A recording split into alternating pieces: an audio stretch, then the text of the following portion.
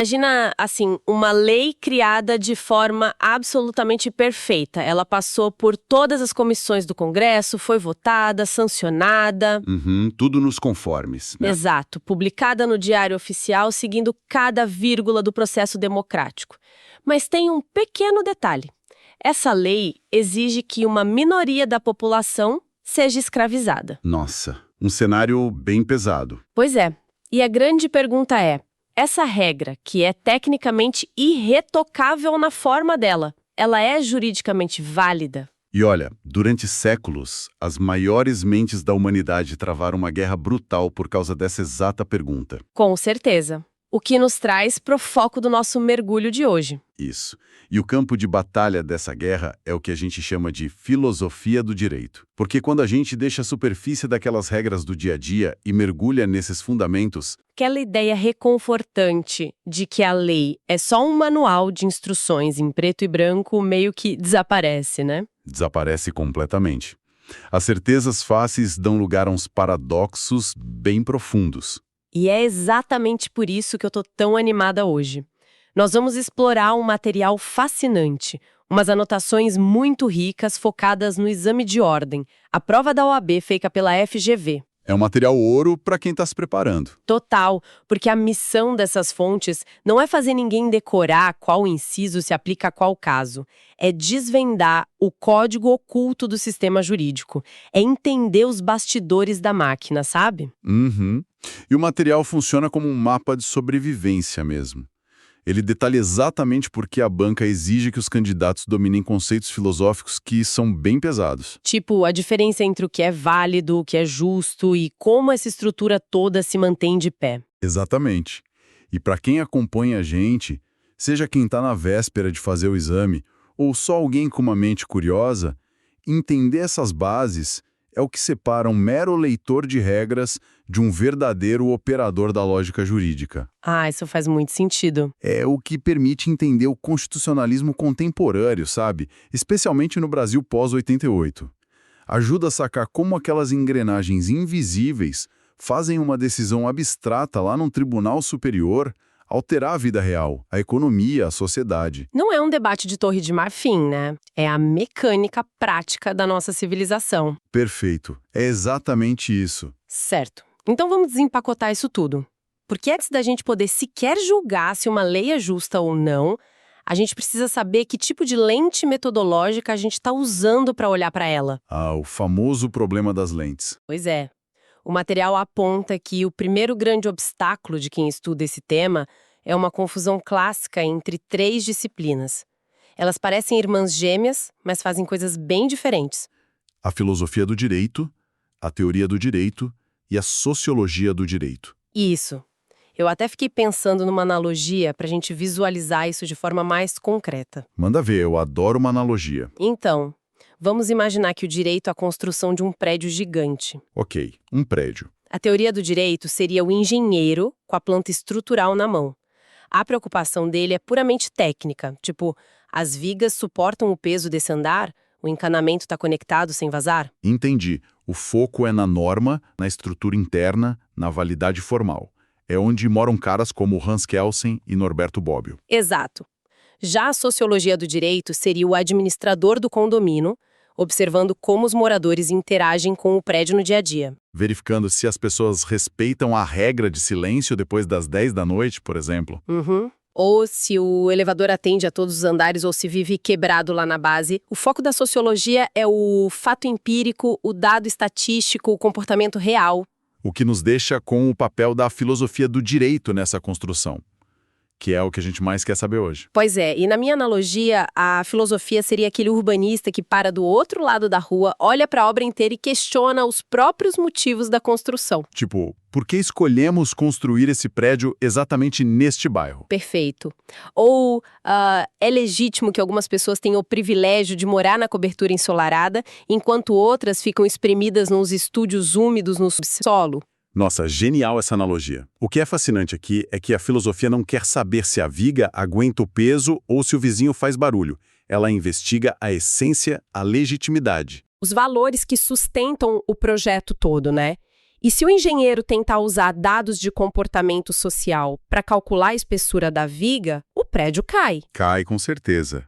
E trazendo isso para a realidade das provas da FGV, o material alerta que a banca faz umas pegadinhas cruéis envolvendo essa troca de funções. Testando se o candidato confunde vigência com justiça, por exemplo. O mecanismo da pegadinha é sempre o mesmo. Eles narram um caso de uma lei que é claramente injusta, mas que foi aprovada de forma correta. Tipo o meu exemplo da lei da escravidão lá no começo. Exatamente. Se a questão perguntar sobre a vigência dessa lei, ela está exigindo a lente da teoria do direito.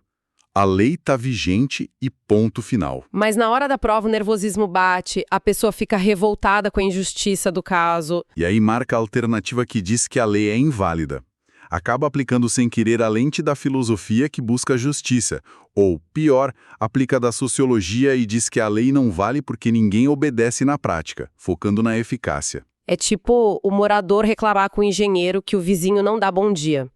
O engenheiro vai olhar a planta e falar, olha, a parede tem a espessura da lei, meu trabalho está perfeito. É por isso que essa separação de métodos é crucial. A sociologia usa a observação descritiva, a teoria usa um método analítico sem emitir juízo moral. E a filosofia impunha um método crítico, né? Para questionar o que torna a norma merecedora de obediência. Isso mesmo.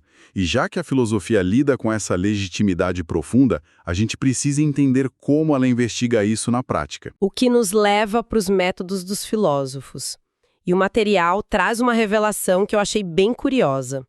Os filósofos do direito são muito melhores em criar problemas do que em entregar respostas. Ah, sem dúvida. A disciplina trabalha no campo da abstração pura, formulando perguntas. E para isso, usa 4 métodos principais. As notas detalham bem esses 4. O primeiro é o método analítico, que tem o Hart como grande nome. Esse busca uma precisão cirúrgica na linguagem, né? Ele parte da premissa de que as palavras das leis têm uma textura aberta, e o trabalho é dissecar esses termos. Exato. O segundo é o método normativo, ou deontológico, aquele encabeçado pelo Kant. Immanuel Kant. Aí o foco é o dever, a ação correta em si mesma, independente de qualquer consequência prática. Aí o terceiro é o hermenêutico, do Gadamer, que foca no sentido e na historicidade do texto. É a ideia de que ler uma lei de 100 anos atrás não é só ler palavras antigas. É fungir o horizonte de quem escreveu lá no passado com o horizonte de quem está lendo hoje. Uma viagem no tempo interpretativa. E por último, o método crítico. Fica muito associado ao Foucault. Esse vira o jogo completamente. Não olha para o direito como um instrumento neutro de paz, mas como uma expressão de poder. Uma teia de discursos para dominar a sociedade. Mas espera aí, eu preciso fazer uma pergunta bem prática agora. Pode fazer. A FGV realmente espera que quem está prestando a prova se transforme no Michel Foucault ou no Kant no meio do exame, com o relógio correndo? Calma. Felizmente não. O texto da fonte é taxativo. O exame não quer que ninguém se identifique com um método ou tenha uma crise existencial. Ufa, ainda bem. A missão é puramente reconhecer qual método está embutido na questão. É usar isso como um filtro de coerência. Não é um teste de fé filosófica. Ah, saquei. É tipo identificar o estilo de um filme. Se tem explosão a cada 5 minutos e robô gigante, você não precisa ser cineasta para saber que é um filme do Michael Bay. Excelente paralelo. Se alguém disser que esse filme é um drama intimista europeu, a afirmação está errada por pura falta de coerência interna. Exatamente. Na prova, se a questão foca em como o Estado usa o sistema penal para marginalizar um grupo, o método operante ali é o crítico. E se a alternativa sugerir uma solução baseada na análise semântica das palavras da lei, que é o método analítico, a incoerência grita. O redator da prova adora fazer isso. Cria opções quase idênticas mudando só a premissa filosófica. Saber identificar o método é a chave para eliminar a alternativa errada. Mas isso levanta um problema gigantesco. Se a filosofia passa o tempo todo questionando a legitimidade, a gente invariavelmente esbarra na palavra mais perigosa de todas: justiça. A grande questão, o que é tratar alguém de forma justa? As fontes mostram que a palavra justiça muda de roupa dependendo do século. começando lá na antiguidade, com Aristóteles. E o Aristóteles traz uma premissa que quebra o senso comum. A ideia de que igual tratamento não é, por si só, justo. Quando eu li isso, me deu um curto-circuito. Mas a lógica dele é brilhante. Ele divide a justiça em duas categorias. A primeira é a justiça distributiva, focada no mérito e na proporcionalidade. Na minha cabeça, eu montei assim: imagina dividir o bônus de uma empresa no fim do ano. Boa. Seria uma tremenda injustiça dar exatamente o mesmo valor para toda a equipe, ignorando que uma pessoa vendeu o triplo das outras. Com certeza. O justo ali é tratar os desiguais de forma desigual na medida das suas desigualdades. Quem gerou mais resultado ganha uma fatia maior. Só que essa lógica do mérito só serve para distribuir coisas boas, né? O problema é quando rola um dano. Aí entra a segunda categoria, a justiça corretiva. Exato. O mecanismo muda. Se alguém sai da festa dessa empresa e bate no carro de outra pessoa no estacionamento, o mérito não importa mais. Não faz diferença se quem bateu foi o funcionário do mês ou o estagiário novato. Nenhuma diferença. A justiça aí vira puramente aritmética. Se o conserto custa R$2.000, a pessoa tem que pagar exatos R$2.000. É restaurar o equilíbrio. É um modelo genial.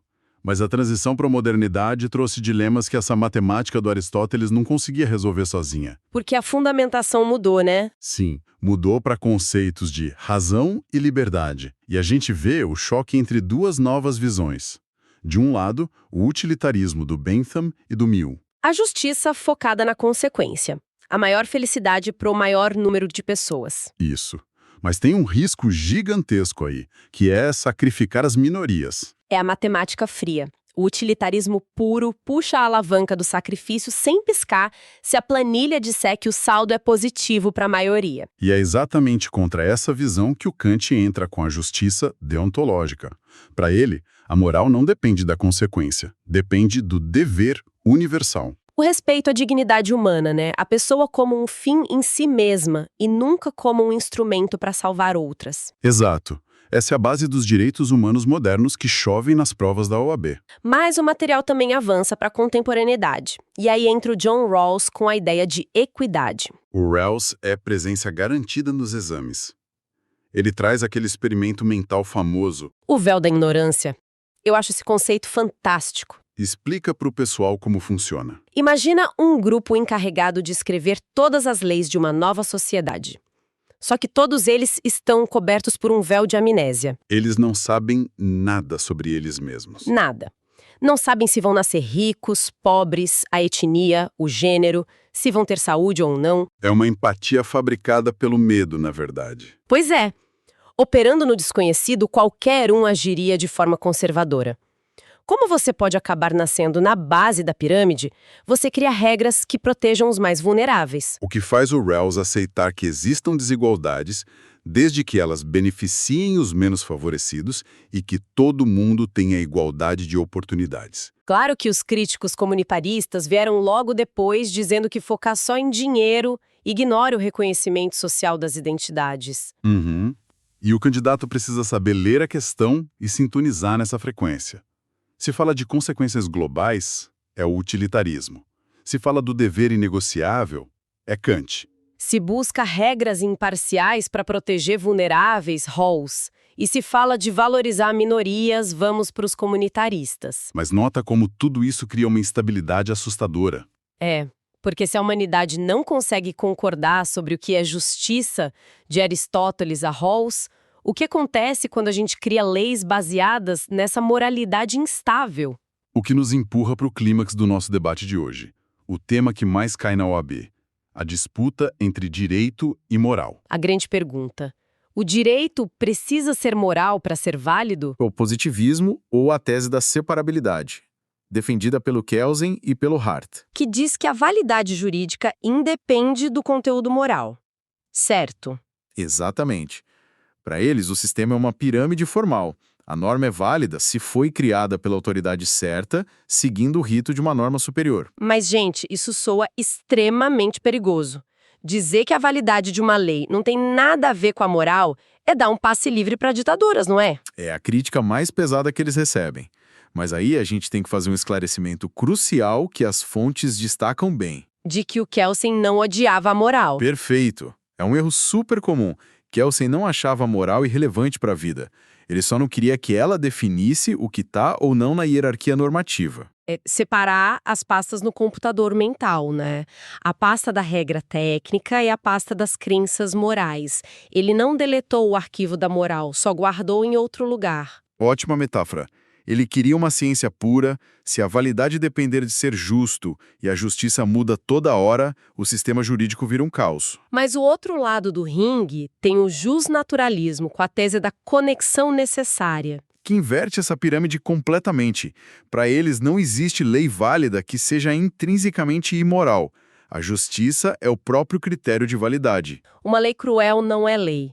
É só força bruta disfarçada. É um impasse gigante. Como o sistema moderno lida com isso? O Brasil de hoje não pode ficar paralisado nesse debate. E não fica, porque hoje a gente opera no pós-positivismo, as chamadas conexões condicionadas. Que é vital para o constitucionalismo brasileiro pós-88. Vital. Aqui entram os gigantes como Ronald Dworkin e Robert Alexie. O Dworkin mostra que o direito não é só regra de tudo ou nada. Ele tem princípios, que são carregados de moral. E a moral entra na interpretação do juiz, não é? Exato. O juiz busca a interpretação com o melhor sentido moral para a história daquela prática. E o Alexie adiciona a técnica da ponderação. Pesar os princípios, certo. Tipo direito à privacidade contra direito à informação da imprensa. Isso. Princípios têm pesos. O juiz usa a proporcionalidade para ver qual valor moral prevalece naquele caso, sacrificando o mínimo possível do outro. Nossa, recapitular tudo isso me faz perceber o ganho real desse mergulho. É muita formação, né? Mas prova que a prova da FGV não é um teste de memória de artigos de lei. É um teste de visão de mundo. Com certeza. Diferenciar a validade de justeza, utilitarismo de Kant e Kelsen de Dworkin é tipo ter a senha do Wi-Fi da matriz jurídica brasileira. Adorei. A senha do Wi-Fi. E eu queria até deixar um pensamento provocativo para o pessoal que está ouvindo e mastigando. Manda. O que você tirou de tudo isso? Bom, se teóricos como Alexie e Dworkin inserem a moral na interpretação das leis através dos juízes, e se o Rawls mostra que a nossa visão de equidade pode mudar com o tempo... As coisas estão sempre em movimento. Pois é, fica a dúvida. Será que o direito ideal do futuro é aquele que se torna cada vez mais perfeitamente codificado em regras rígidas, talvez até operado por algoritmos tentando ser um Kelsen digital perfeito? Nossa. Ou será que o futuro confia cada vez mais na capacidade humana dos juízes de interpretar a moralidade do momento, assumindo todos os riscos dessa subjetividade? É um paradoxo formidável para se pensar. Um verdadeiro cabo de guerra entre a máquina das regras e a alma da justiça. Fica o questionamento. Fica mesmo. Eu agradeço demais o engajamento de todo mundo que acompanhou a gente até o fim dessa análise super aprofundada. Continuem refletindo e até a próxima!